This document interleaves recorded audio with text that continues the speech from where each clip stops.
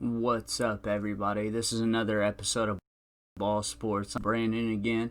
Today we'll be talking about MMA versus boxing, which one's safer and why. Wait till the end of the video and I'll give you why I think this one's safe. And at the beginning, I'm going to give you the pros and cons of each sport. That way you can kind of get a little rundown and make your own opinion throughout the video. We'll start out with MMA. You only fight 15 to 25 max, 25 being championship fights. A lot less than boxing. Boxing's 36 minutes in 12-minute rounds, 10-minute rounds. It'll be roughly 30. In the MMA, there's more room to move away from the shots. As far as the octagon's just a little bit bigger than a boxing ring. Maybe not in heavyweight, but all other weight divisions. You have more room to move in an octagon to get away from shots. Wrestling and grappling can allow time to regain stamina and avoid fatigue. We see this a lot. Wrestling obviously wears you down a little bit. I used to wrestle. It's probably one of the harder things to do in MMA. But we see a lot of stalling on the ground too, and a lot of people called for stalling. But that's a pro to it, honestly. If we're talking from a health standpoint, you got more time to regain your stamina. You got more time to recover from big shots. You could slam somebody and hold them there for a second. Boxing is you're only taking head or body damage. I don't know if that's really a pro or a con, but that's different from the MMA. Only taking head or body damage. In the MMA, you can break a leg, you can break an arm, and we see more brokens in the MMA. We see a lot more things like that. You're taking more head and body damage in boxing, though, rather than the whole body. Shorter rounds in MMA. Most fights are 3 minutes to 2 minutes, depending on which fight it is. They're most of the time they're 3-minute rounds. More rounds, but less time actually taking shots and able to recover better. More room to move your head with the ropes rather than an octagon. You can move your head back. There's no barrier stopping you. We see a lot of guys, Muhammad Ali, Tyson Fury, a lot of kind of dodge shots and go back and forth, moving their heads, more counters. And it gives you just that little bit advantage, especially if you're a taller fighter and the guy doesn't have as much reach on you. We'll go back to MMA. The cons is there's no time to down. Usually when you get knocked down, if it's about to be the end of the fight, somebody can hit you while you're unconscious most of the time, or even if you're not all the way there, they can get 1 or 2 shots in. Even if you get knocked down, most of the time the is not there right off rip to stop the fight. You once or twice while you're already unconscious. And you take, like I said about the boxing thing, you take more damage to the whole body in MMA.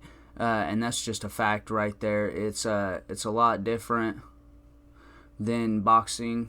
Because, like I said, you can break a leg, you can break an arm a lot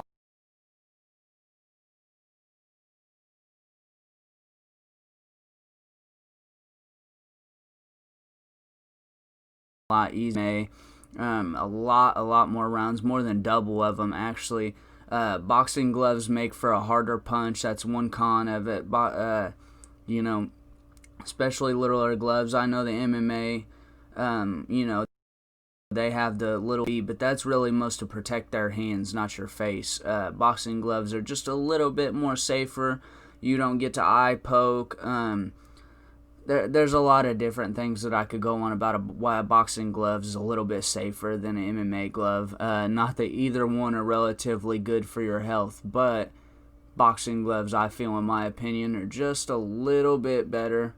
They do make for a harder punch, though.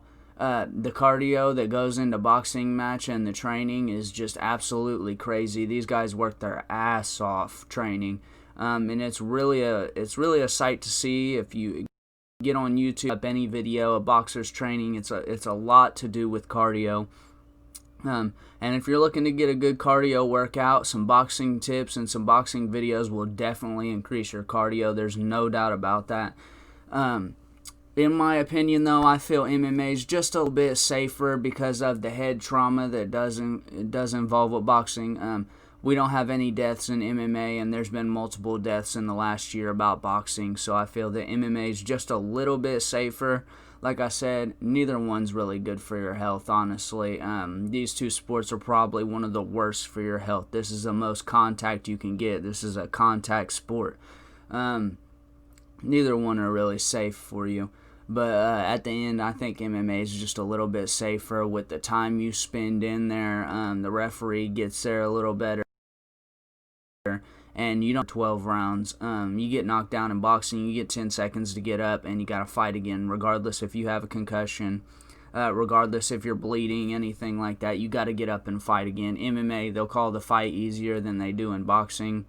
And a lot less concussions happen, a lot more broken legs, and a lot more broken arms, and all things like that. And with the submissions in MMA cause significant damage to the whole body, but we don't see it a ton. We seen Anderson Silva break his leg twice.